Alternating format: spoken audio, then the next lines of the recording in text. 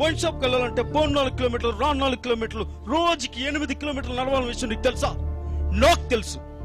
మందంటే నాటు తాగాలని, royal stag అంటే 6 నెలలకు ఒకసారి తాగాలని, ఫుల్ గా తాగిన రోజే పండుగ అంటారనే విషయం నీకు తెలుసా? నాకు తెలుసు. ఫుల్ గా తాగే వయసులో మందుకు డబ్బులు సరిపోక అప్పులు చేస్తున్న విషయం నీకు తెలుసా? ఆకలిస్తే బిర్యానీ పాయింట్ వైపు, దాహం వేస్తే వైన్ షాప్ వైపు చూసే మనుషులు ఇంకా ఈ సమాజంలో, నువ్వు బతుకుతున్న ఈ సమాజంలో ఉన్నారని నీకు తెలుసా? 2 బీర్లు తాగిన కిక్ ఎక్కకపోతే ఆ బాధ ఎలా ఉంటుందో నువ్వు ఎప్పుడు అనుభవించావా? నేను అనుభవించా. రాత్రి ముందు ఎక్కువైపోయి హ్యాంగ్ ఓవర్ వల్ల కొన్ని టన్నుల బరువుతో నెట్టి మీద కొట్టినట్టు నీకెప్పుడైనా అనిపించిందా?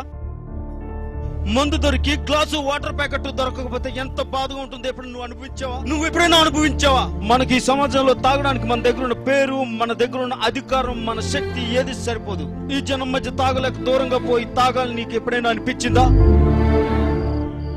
వైన్ షాప్ ఎప్పుడైనా నీకు గుళ్ళగా కనిపించిందా? బీర్ పట్టుకుంటే ధైర్యంగా ఉంటుందని ఎప్పుడైనా నీకు అనిపించిందా? ఒక బీర్ తాగి ఇంట్లో దొరికిపోతే బాధ ఎలా ఉంటుందో తెలుసా? నీకు తెలుసా? అందుకే వైన్ షాప్ కి వెళ్ళాను, బీర్ కొనుక్కున్నాను, తాగుబోతునయ్యాను.